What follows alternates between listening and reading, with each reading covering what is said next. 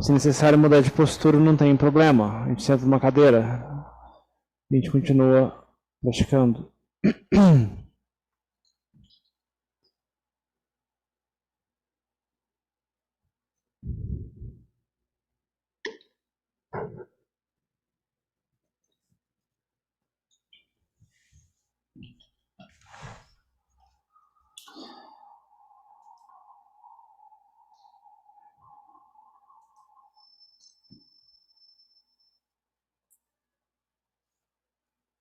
As palavras que a gente usa em qualquer idioma, elas são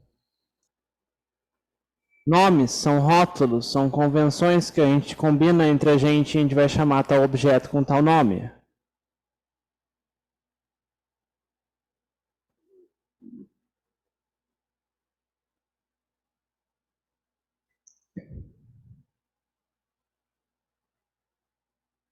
Então a gente combina coisas entre a sociedade, combina coisas entre si e chama as coisas já com certos nomes. Até aí não tem problema.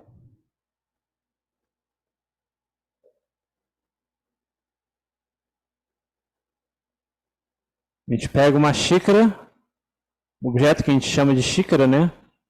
A gente vai combinar entre a gente. Agora você vai chamar isso aqui de xícara. Uma pessoa em outro país vai chamar como nome do país que eles usam no país deles, né? Por exemplo, cup, em inglês.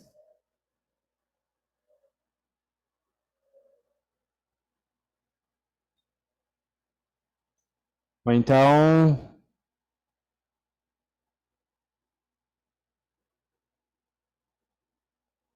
como é que é copo em tailandês mesmo? Keo. Keo Nam.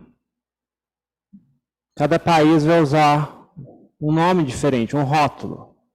Mas é o mesmo objeto. Todo mundo já viu uma xícara.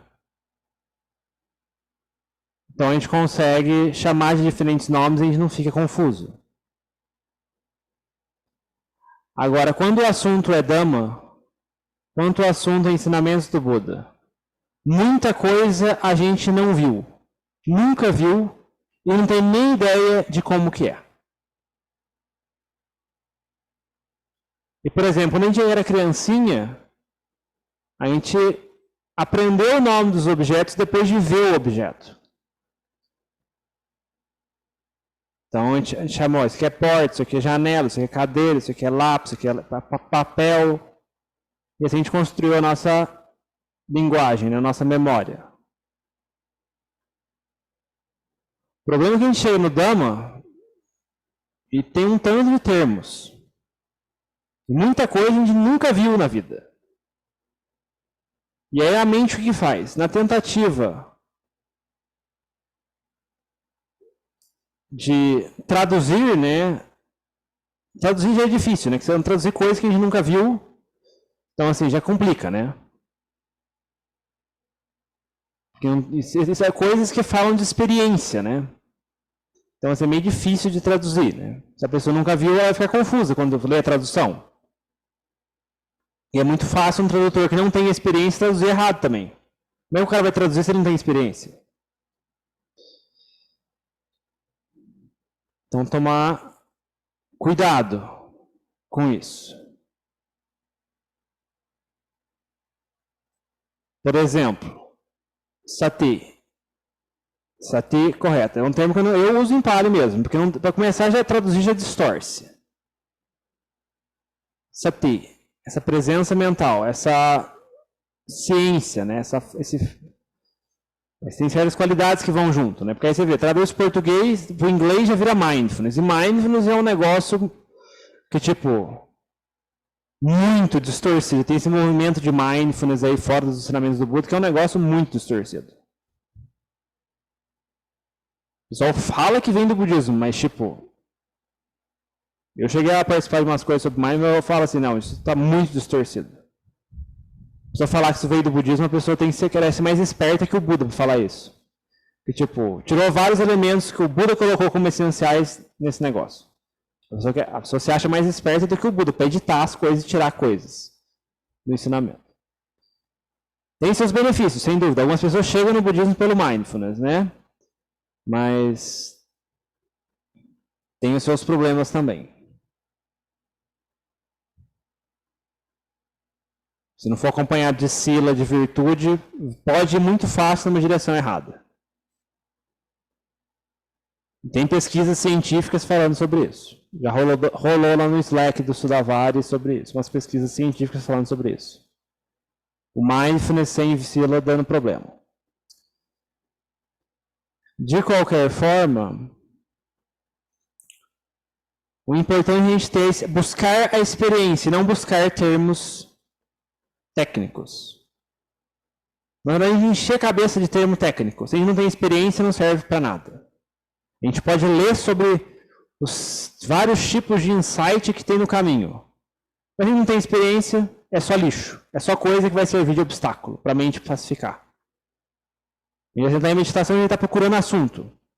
A gente está procurando os frutos do caminho, em vez de colocar as causas e condições para alcançar os frutos do caminho.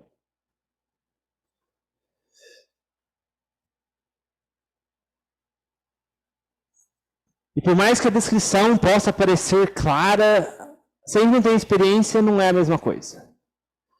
É que nem a gente lê sobre comida japonesa, por exemplo. A gente lê tudo sobre comida japonesa, assiste todos os documentários disponíveis sobre comida japonesa, mas a gente nunca vai no restaurante japonês. Quando você colocar na boca, vai ser completamente diferente de tudo que você leu e que ouviu. E por mais que a pessoa coloque em palavras tudo aquilo, nada vai se comparar à experiência. Como a gente já falava, tem como você descrever o sabor de uma maçã? Então no Dhamma é muito assim também. Mas você leia, você não entendeu. Você não mordeu a maçã. E quando você mordeu a maçã, você vai ter certeza que tipo, tudo que você leu, muita coisa estava errada. Porque as pessoas que escreveram aquilo não tinham mordido a maçã também. Você vai ver como que é perigoso esse negócio dessas palavras, da linguagem. E de achar que entendeu intelectualmente, mas não muito diferente da experiência direta do assunto.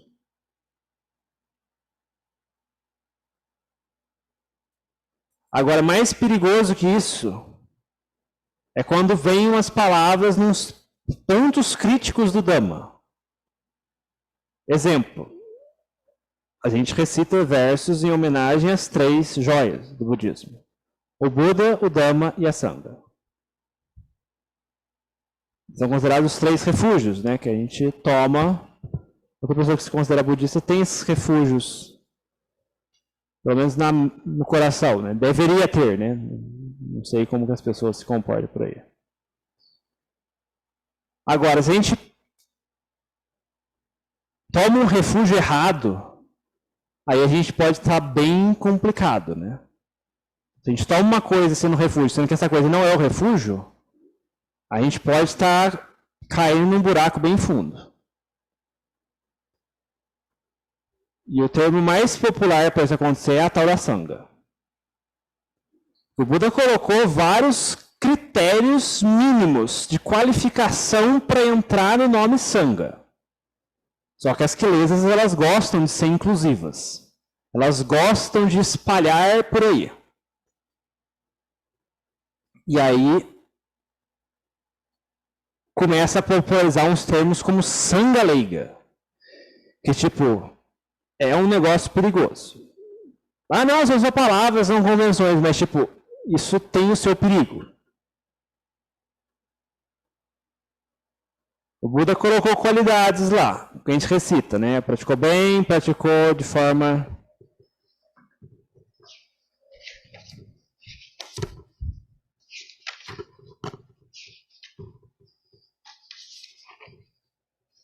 Praticou bem, praticou de forma direta, praticou para entender o Dhamma como ferramenta para se libertar do sofrimento, praticou de forma apropriada. Aí, tipo, a conclusão, isto é, os 4 pares, os 8 tipos de seres nobres.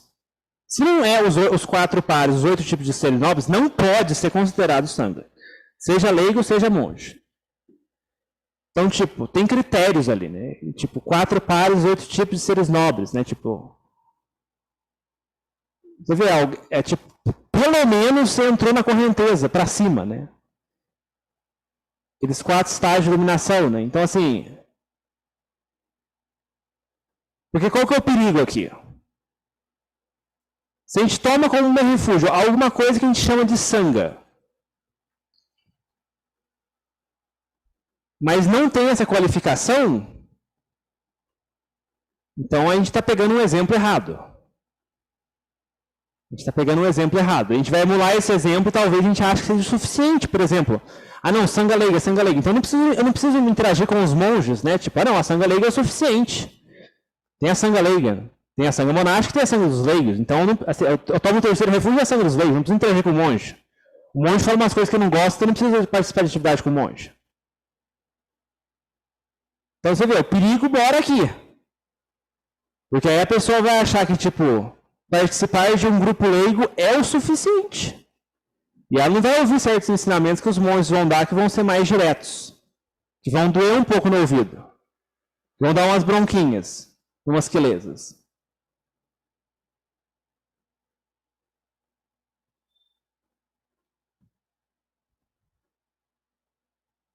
Óbvio que companheiros praticantes leigos, né, que tem sila, que tem mais uma meditação melhor que a nossa, ou que também tem mais clareza mental, né, isso ajuda. Isso inspira e é muito importante no caminho. Como diria o Buda, né, companheiros espirituais kalyanamitas não são metade do caminho, são todo o caminho. Você vê, kalyanamitas, né, tipo, companheiros espirituais, isso pode ser utilizado. Agora, a sanga, né, um dos refúgios, né, você distorcer esse termo, né, é perigoso.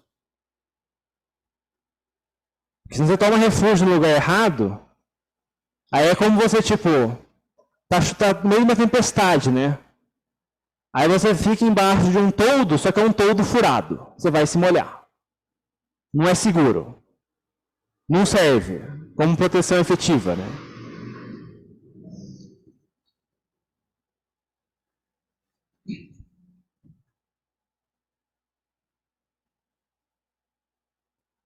Óbvio que esses critérios também são difíceis de serem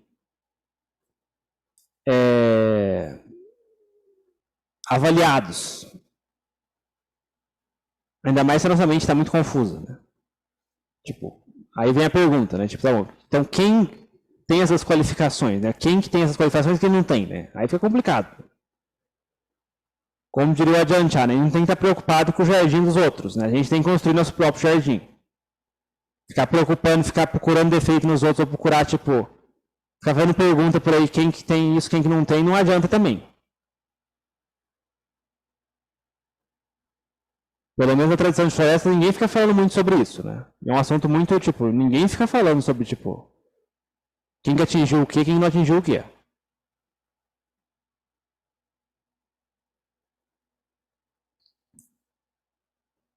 Então a gente tem que só tomar esse cuidado, né? Que, tipo, de não ficar ouvindo demais as quelezas no sentido de afastar-se da sanga monástica, né? Que a sanga também tem esse significado mais como sanga monástica e a sanga desses seres iluminados, né? Mas a sanga monástica é um exemplo porque eles têm um nível de sila maior também, né? Então, como é que fala? É bom participar de um grupo leigo, sim, mas se a gente tem a oportunidade de participar de um grupo com monge, também tem o seu benefício. Puxa a mente para um nível um pouco, levanta a barra para um nível um pouco mais alto.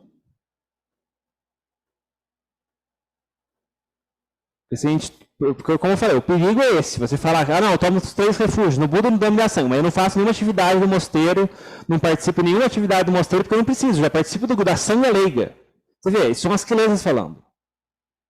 São as quelezas falando e fugindo dos problemas, né?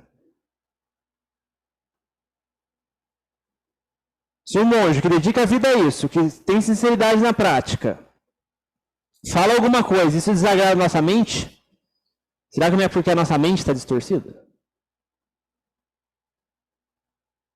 A gente vai querer ser mais esperto que alguém que dedica a vida a isso. Que acorda de manhã cedo por causa disso, vai dormir tarde por causa disso.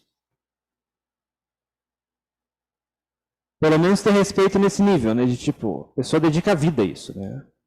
A gente, como leigo, faz um tanto de outras coisas, né? Trabalha, cuida de familiar, resolve encrenca, faz compra, faz um tanto de coisa. O monge dedica a vida a isso. Abre mão de um tanto de coisa para fazer isso. Então, se ele não tem humildade de escutar, e vai querer ser mais esperto, é bom tomar cuidado, né?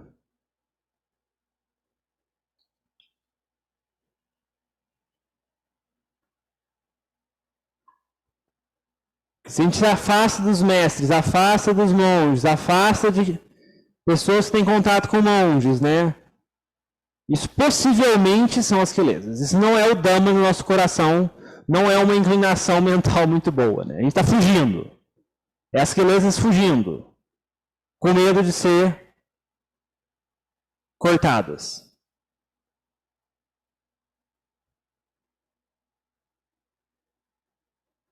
Qual o mal que o Buda e o Dhamma e a Sangha querem pra gente? Eles não querem nenhum mal, eles querem que a gente seja livre do sofrimento. Só que você vê, para ficar livre do sofrimento, a gente tem que abrir mão das coisas que criam problemas. E muitas das coisas que criam problemas são coisas que a gente está apegado. Por isso que é, às vezes, dolorido no ouvido, ouvir algumas coisas. Mas se a gente ouve, tem paciência, trabalha com aquilo, a gente melhora. Agora, se a gente foge, a gente só piora. Cada vez menos a gente vai estar praticando, cada vez mais nós vamos seguir as quelesas. Cada vez vai ter mais bagunça na mente. Então, tomar cuidado. Tomar cuidado com o uso de certos termos, né? Porque apesar da linguagem ser convenções e tudo, a gente pode falar da forma como a gente quiser, significar o que for. Tem os seus limites, tem as coisas que vão junto, né? Ideias que acompanham isso. Isso que são o problema. Então, usar o termo kalyanamita, né? Companheiros espirituais, né? É razoável. Mas falar que toma refúgio na sangha leiga é perigoso.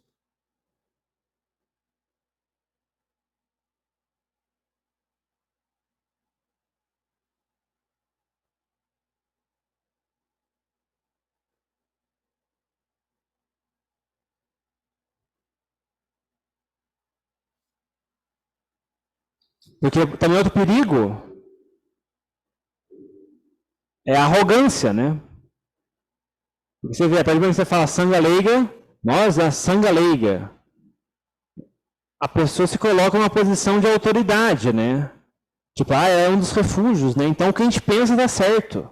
Você vê como as quelesas são complicadas, né? O que a gente pensa está certo, e o que as pessoas de fora falam desagrada a gente, então aqui as pessoas são maldosas, as pessoas não gostam da gente, as pessoas estão sendo raivosas com a gente, quando elas apontam as quelesas. Mas na verdade são as quelesas falando e reclamando. Mas aí por causa da arrogância, a gente nem olha para isso. E aí a gente afunda mais ainda, né? Afunda em mais confusão. E afunda em mais delusão. Então é bom abrir mão desse termo. Deixar ele bem longe, para ninguém pensar coisas desse tipo, né? Você vê, se não tiver esse termo assim, a pessoa nem pensa isso. Agora, se tem o termo, a pessoa começa a proliferar nisso. E vem um sonho de ideias distorcidas com isso. E só vem problema. Então, tomar cuidado. E buscar a experiência do assunto. Não ficar buscando teoria. Né? Buscar palavras e rótulos não resolve. A gente tem que pegar e fazer.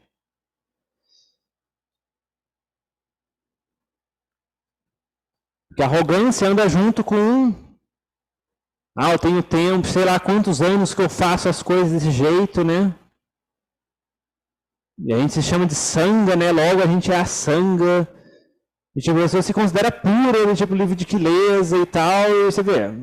Mas a pessoa está podre por dentro, né? E tipo, a pessoa não consegue. A pessoa começa a não escutar, talvez. Como é que fala? Monges que têm realizações e tipo, coisa do tipo, né? Então, assim, perigoso.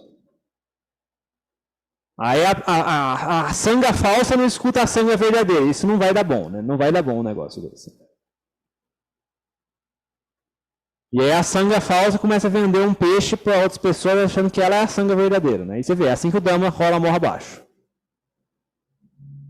Então tomar muito cuidado, né? A gente tem o Dhamma, a gente recebeu o Dhamma em bom estado ainda. Então que daqui para frente a gente faça a nossa parte, cuide bem dele e evite as distorções, né? Se a gente espalha o Dhamma com distorção, isso é demérito também. Não vai achando que espalhar o Dhamma é meritório em todos os casos. Se a gente espalha e distorce também é demérito. Então tomar cuidado. E se a gente não tem certeza, não precisa falar a respeito. Deixa para quem entende do assunto. Aumentar a confusão dos outros não é nem um pouco meritório. Espalhar distorção também nem um pouco. Então tomar cuidado. Se a gente toma cuidado, a gente vai ter humildade, a gente vai ter paciência, a gente vai ter cante, né? Resiliência, de ouvir certas coisas que às vezes são duras, que exigem mudança de hábitos, que exigem mudança de atitudes na nossa vida diária. E aí a gente vai melhorar se a gente tomar essas atitudes, né? E a gente vai ver isso por nossa própria experiência, né?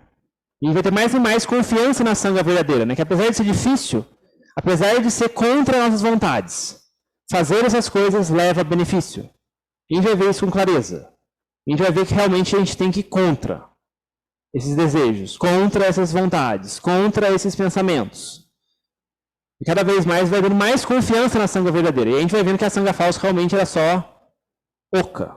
Era só um bambu oco. E levava ao caos, levava à bagunça.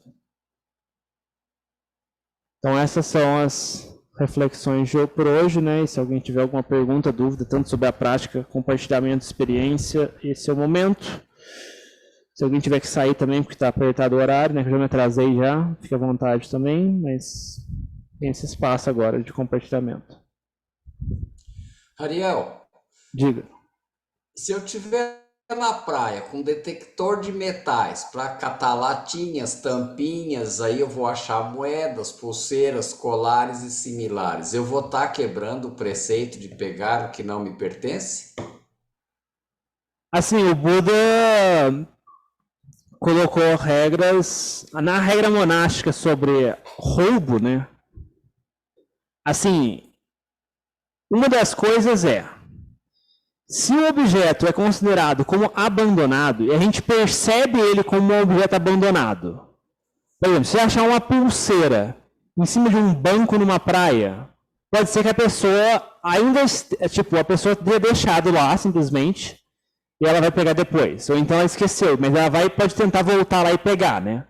Então, assim, se você acha que a pessoa pode voltar a pegar, já entra numa área cinza, né? Melhor você não mexer, porque, isso já pode estar... A pessoa ainda pode estar apegada mentalmente nesse objeto, a pessoa ainda... Como é que fala? A pessoa talvez ela saiba que o objeto está ali, né? Ou ela tente voltar depois e não encontra, né?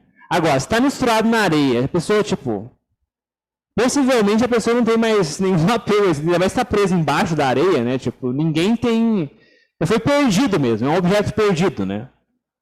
Agora, se tem não sei se praia, não faz muito tempo que eu não vou na praia, né? Mas assim, se tem um local de achados perdidos, né? Se tiver uma identificação, um objeto, algum contato, você achou um celular lá e tem o número da pessoa, o celular, sei lá, se daria certo, né? Assim, se tiver alguma coisa que tenha sinais de posse, né? Que seja possível contactar o vendedor e tal, deixa nesse local, né? Aí, por exemplo, aqui na casa dela mesmo, tem uma política do tipo, objetos achados são deixados de molho no armário, depois de um tempo, se não aparecer ninguém reclamando que é dono, a gente doa os objetos, né? Então, assim, você vê, a gente dá a oportunidade para alguém que perdeu encontrar, mas, se está misturado na areia, né? Possivelmente já está abandonado, perdido, realmente perdido, né? Então, você não está tomando o que não foi dado, né? É mais ou menos assim, mas assim, você vê, o critério é esse. Se você percebe, tem na sua mente como é que fala? Movimento mental do tipo, nossa, pode ser que a pessoa lembre que ela deixou esse objeto aqui, né? Ou então a pessoa mesmo escondeu, sabe? Então, assim, é melhor não mexer, sabe? Agora, se a pessoa realmente parece um objeto perdido, né, não tem problema, né? Então, esses são os critérios que a gente pode utilizar para analisar essa situação. Tá bom, obrigado. Nada. Alguém mais?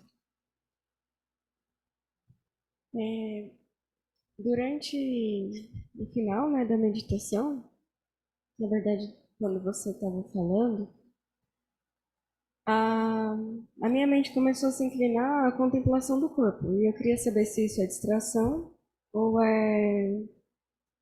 posso deixar assim. Estava claro e Quando isso? agora no final. No meio do Dhamma Talk para frente. Assim. Assim, se estava claro, né? Então, por que não fazer, né? Tipo, assim, o beijo da praia, assim, esse Dhamma era mais,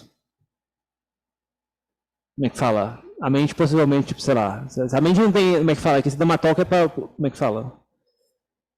A mente se inclina na direção, tipo, tem ideia do Dhamma e a mente não se inclina na direção do Dhamma né? Que tipo, a gente fala, não, eu não tenho problema com isso, por que eu vou ficar ouvindo isso, né? Vamos procurar um assunto mais interessante, né? Aí a mente vai procurar um assunto mais interessante, que é realmente mais útil para ela, né? Tem gente do Dhamma que, tipo, não é útil pra gente. Até tem Dhamma do... Sei lá, tem Dhamma de grandes mestres, às vezes, tipo... Você vê que tem Dhamma de diferentes níveis de Dhamma né? Então, você tem uns Dhamma tipo, nossa... Que Dhamma entediante, né? Tipo, de novo essa história, eu já ouvi essa história 1000 vezes, né? Tipo, eu não preciso disso, né? Aí a mente vai procurar alguma coisa para praticar que é mais útil para ela. Então, assim, não tem problema, a gente pode fazer isso. Agora, tem que só olhar isso, né? Será que eu tô. As crianças fugindo do Dhamma ou se a mente realmente. Não, eu não tenho problema com isso, então eu não preciso ouvir isso. Então, tudo bem. Então a gente pode praticar a contemplação do corpo, não tem problema, não é distração. Então, assim, é só tomar esse cuidado, né? Que você vê, a queleza de fugir de dermatólogo também existe, né? Então, só ficar esperto e ligar o radar nesse sentido. Se a gente fala, a gente observa, não é por queleza que eu tô. Eu acho que nesse assunto não tem problema com esse assunto, então não vou ficar prestando atenção nisso. Então, não tem problema.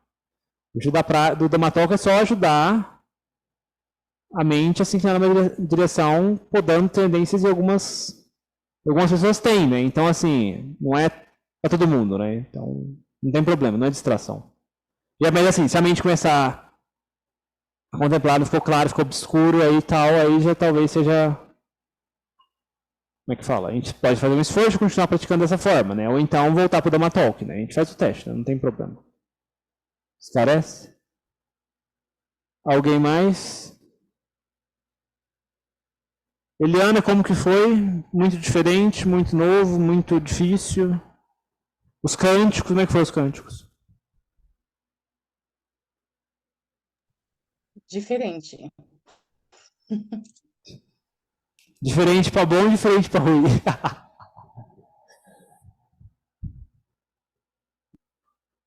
Diferente. Isso veio um estranhamento mesmo, assim. Depois que eu comecei a me concentrar mais,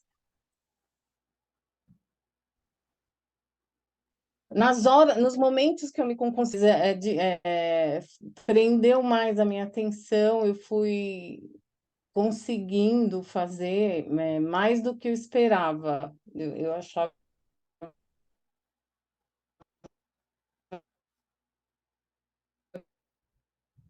Internet travando? É só aqui, gente?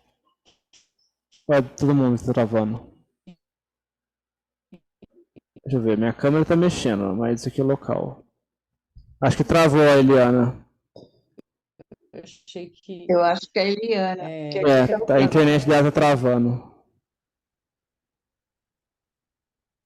Minha internet está ruim, gente, Então desculpa. desliga o vídeo que fica melhor.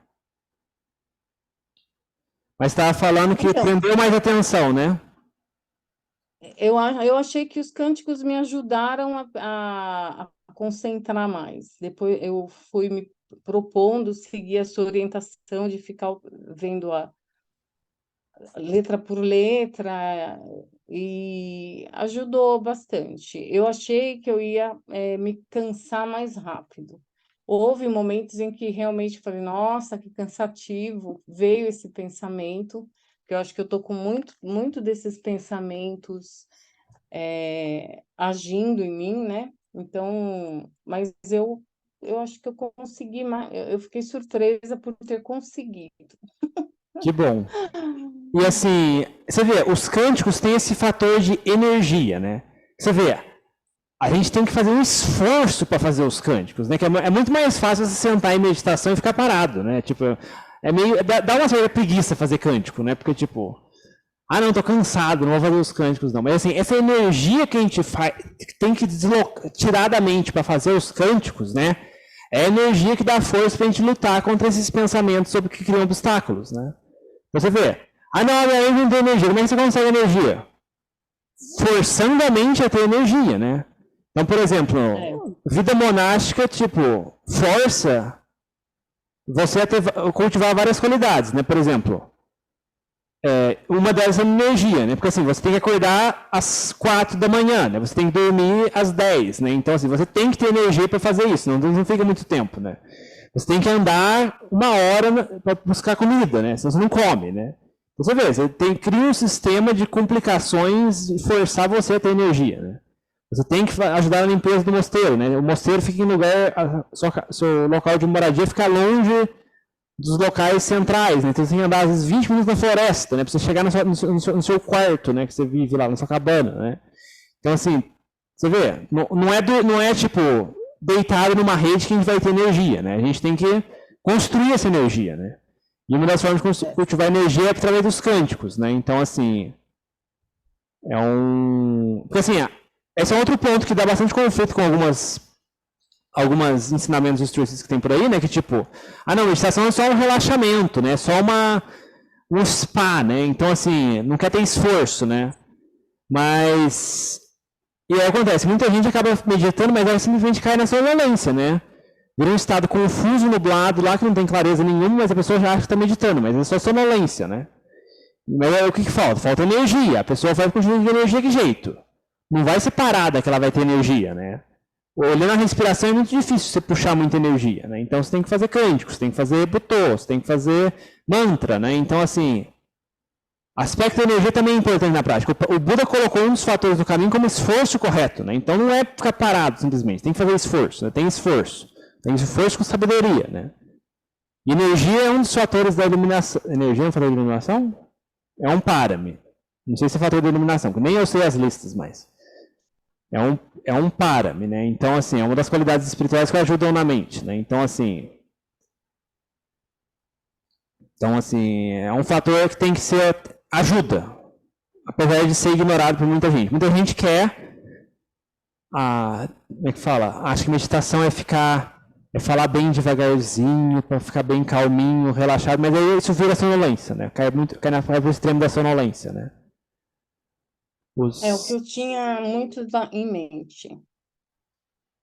Oi? Desculpa? É o que eu tinha muito em mente mesmo, que era só para relaxar, né? Não fazer esforço, mas tem um esforço sim, né? E é bem grande mesmo. É uma musculação mesmo. Isso, eu costumo fazer o streaming que é mais um atletismo aqui, né? Você tem que estar treinando para ser um atleta, então não vai, tipo, você vai ter que treinar, né? Você tem que fazer esforço, né? Você não vai conseguir ser um atleta, vai ir para as Olimpíadas se você não treinar muito, né? Então, assim, a gente está treinando aqui, e você vê, não é fácil. O atleta não, quero ser atleta, então, tipo, eu desço no escorregador. Não, você tem que acordar cedo, tem que fazer esforço, tem que treinar, tem que comer certo, tem que fazer isso, tem que ter disciplina. Então, você tem que ter várias qualidades junto, né? Mas assim, hoje em dia a meditação é vendida como um marketing de relaxamento e isso acaba também sendo bem distorcido, né? E as pessoas acabam tendo benefícios limitados, né? Porque a pessoa, não, assim, de relaxamento. Aí você ouve história que a pessoa, não, eu faço meditação antes de dormir, né? Porque dá me dá sonolência, mas eu dormir, né? Mas não tem muito certo isso, né? A pessoa não vai ter muito... Tá bom, tem benefício, a pessoa consegue dormir pelo menos, né? Mas por outro lado a pessoa não tem as qualidades, né? Que veriam junto, né? Minha câmera travou aqui. Então, assim, mas a gente vai ajustando, né? A gente pode ter tido algumas noções. É um quebra-cabeça, né? O budismo e o Dhamma, né? A gente tem uma série de peças espalhadas ali, né? Mas a gente não sabe onde as coisas se encaixam, né? À medida que a gente vai praticando e tendo experiência, né? A gente tem melhores condições de encaixar no lugar certo, né? Então, não precisa ter dúvidas, né? A gente vai eliminando as dúvidas pela experiência, né? Mas chegou a ter tensão na mente? Você sentiu tensão na mente de praticar usando dessa forma que a gente fez hoje? tensão, como assim? Eu não entendi.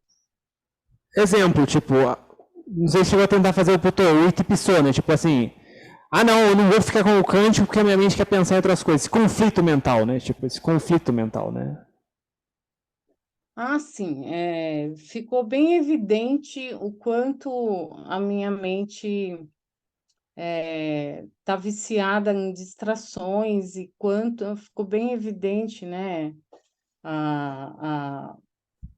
o quanto eu tenho que trabalhar, puxar ela de volta, e mas eu acho que eu consegui trazer ela de volta, né? Porque o problema é as distrações vencerem, né? Você ficar na distração e gostoso, porque as distrações são gostosas, são, como se diz, tentadoras, né? As distrações. Sim.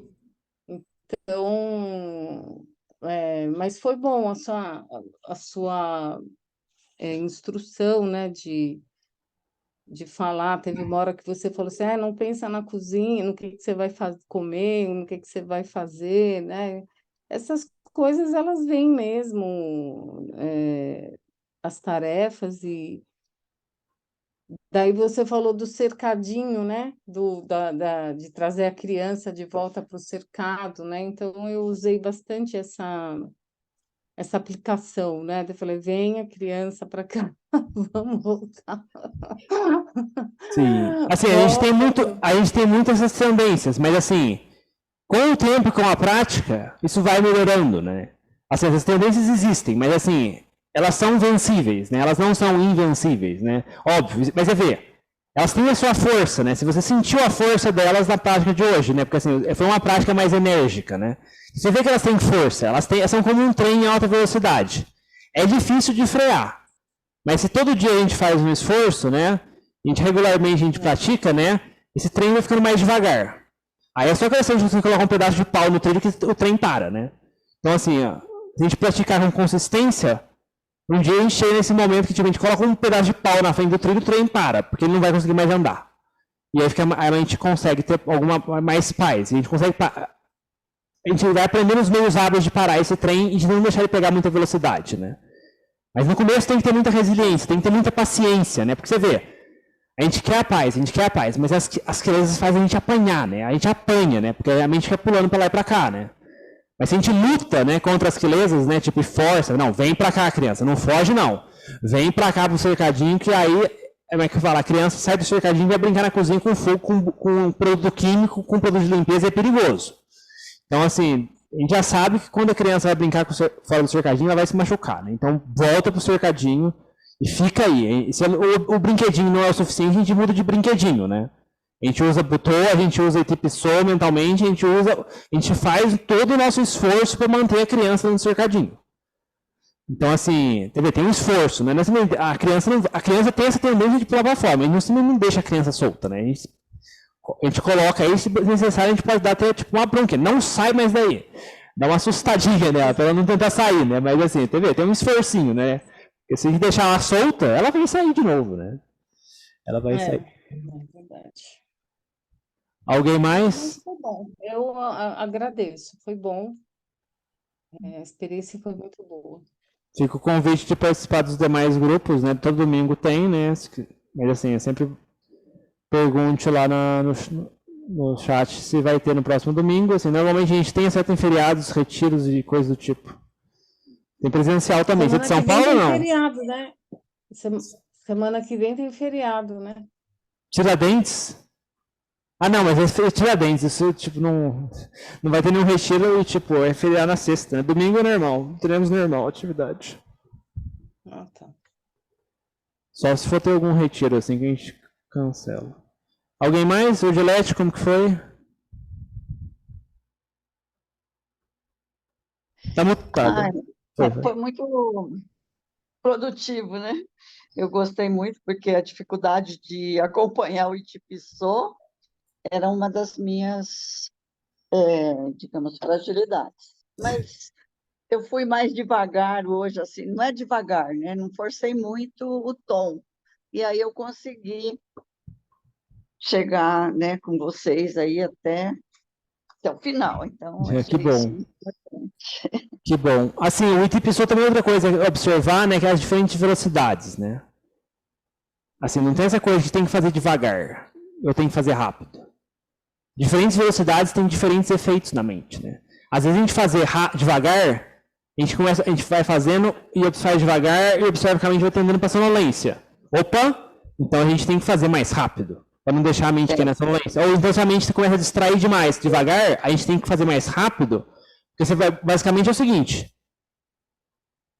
devagar dá espaço para as quelezas entrarem no meio e distrair. Agora, se você fizer rápido, tipo, o esforço é mais enérgico e tem menos buraco para as quelezas se enfiarem, as distrações se enfiarem, né? Então, assim, o rápido, assim, por isso que às vezes acaba sendo contraintuitivo, né? Que assim, às vezes o pessoal, não, é um local de prática espiritual, tem que ser zen, tem que ser tudo devagar.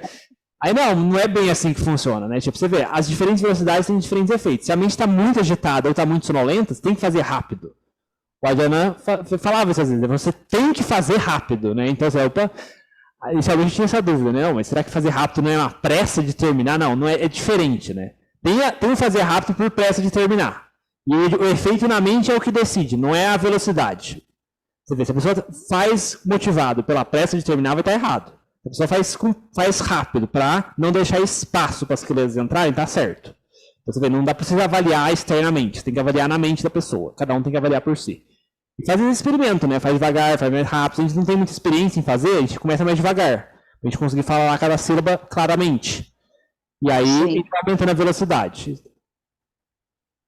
Eu acho que assim, eu fazia, talvez forçando mais alto, né? Mas não, aí eu encontrei um equilíbrio de tom, que aí dá para acompanhar o ritmo sem cansar, porque Sim, a voz também tem o seu limite, né? A voz tem o seu limite. a voz só a sua, né? Que consegue. Não, Então, tem o pessoal que faz em voz alta aqui do microfone. A gente vai compartilhando, por isso que a gente faz esse rodízio aqui. Então, cada um vai. Próxima vez, então, você vai entrar na roda, Odilete, para fazer junto? No microfone? Tem que arriscar, né? O Edmir foi a primeira vez que ele apareceu para fazer. Eu achei bom. E a meditação também, eu usei tudo que você... Eu já uso a Budô, assim, né? Mas hoje eu usei um pouquinho de Tipiçô na cabeça, porque para ver como é que ficava. É bem, bem bom mesmo. Bem bom não, né? Fica bem concentrado, com a atenção plena. Então, assim, você vê, você notou que o Tipiçô funciona melhor. Então, por que você não usa isso com mais frequência, né? Porque, assim, às vezes a gente fica dando cabeçada, né? Aí, não, eu tenho que usar a respiração, porque eu li no Anapanasati Sutta que, tipo, não... Assim, é meio, tipo, é umas coisas que a gente fica encucado, que eu falo assim, né? Tipo, imagina, você já passou pela porta e é confortável passar pela porta. Mas não, eu li que eu tenho que passar pela parede, né? A gente às vezes tem umas coisas que a gente fica encucado, né? Eu mesmo, assim, né? Eu ficava encucado com a respiração. Até quando a Fernanda falou pra mim, tipo, não use a respiração, use o botão, você tá proibido de usar a respiração. Aí eu falei, não, ok. Eu vou chegar nesse ponto, né? Porque eu era teimoso nesse ponto, né? Então, assim, usa a experiência como guia, não fica tão teórica, né? Então, assim, se o Tipiçô funciona melhor, usa mais o Tipiçô com mais frequência, né? E aí, quando você chega num ponto que o Tipiçô não está mais servindo, aí você tenta outra coisa. Mas enquanto está funcionando, usa isso, né? Com mais frequência, né? Porque assim, a experiência é o melhor guia pra gente, não é tanta teoria, né? Fica esse convite. Mas foi ótimo. E essa estátua do Buda Soul, onde você arranjou essa? Porque ela é dourada, não é muito comum no Brasil você ver estátua do Buda dourada. Pelo menos você está vendo aí? Eu ganhei, assim, né? A Jamudi trouxe lá da Tailândia. Tá, porque tava aparecendo uma estátua tailandesa. Eu falei, não é possível, essa estátua dourada aí tava... No Brasil, tem todo um negócio que Buda dourado, é muito chique, o pessoal... Não, aí o pessoal realmente... Lá no espaço a gente tem ele é meio branco, né? Ele é feito de mármore, pó de mármore. Pó de mármore. Nacional esse. Esse é nacional. Mas esse aqui veio de lá mesmo. Gratidão. Que especial, esse especial. Geralmente... Especial ao Ajahn. Sim. Vocês sabiam que, tipo, às vezes as imagens de Buda, primeiro, elas são folheadas a ouro, né? Então, assim... E assim, Para folhear ouro, não é simplesmente, não, vamos pegar um ouro aí, folhear e tacar na estátua. Não é assim que funciona. Tem mais coisas. Só uma curiosidade é que, assim, tem folhas de ouro que são distribuídas para as pessoas que são discípulos do mosteiro, tal. Aí as pessoas escrevem aditanas na folha de ouro, e aí fazem a aditana mentalmente, e aí essas aditanas, as folhas de ouro são derretidas e usadas para colocar a imagem do Buda. Então, assim, você vê, não é uma só a folha de ouro, né? Tem aditanas de pessoas que patrocinaram ou que ajudaram a pagar a estátua, né? Então, assim, tem essas coisas que acontecem na Tailândia, campanha de... Uma vez eu fiz... Algumas vezes eu participei disso, que tipo, eles iam fazer uma estátua para um mosteiro, né? Aí todos os monges faziam lá as aditanas, as determinações mentais, né? E aí isso vai para derretido e colocado na estátua, né? Então você vê, as aditanas das pessoas são derretidas na estátua, né? Então você vê como que é. Que bacana. Eu nunca, isso aí é novidade, mas é muito bonito isso, né? É bonito ouvir, você vê, mas às vezes o Dhamma no Brasil fica tão teórico, né? Tipo, o pessoal pergunta, que sutra está escrito isso, né? Nenhum sutra está escrito isso, né? É uma tradição de 2.500 anos, mas assim, eles sabem fazer as coisas direito. Você vê, tem um efeito na mente quando você ouve isso. Nossa, para construir essa estátua, as pessoas derreteram aditanas delas, né? Então, colocaram boas determinações mentais ali, né? Então, você vê, nossa, quantas pessoas contribuíram nisso, né? Então, assim, tem um efeito positivo na mente, eu saber que isso existe. Com certeza. Então é Que isso, bom. pessoal. Vamos encerrando por aqui e até semana que vem. Até, muito obrigada. Obrigada. Boa Nada, semana. boa semana. Cadê? Não consigo encerrar.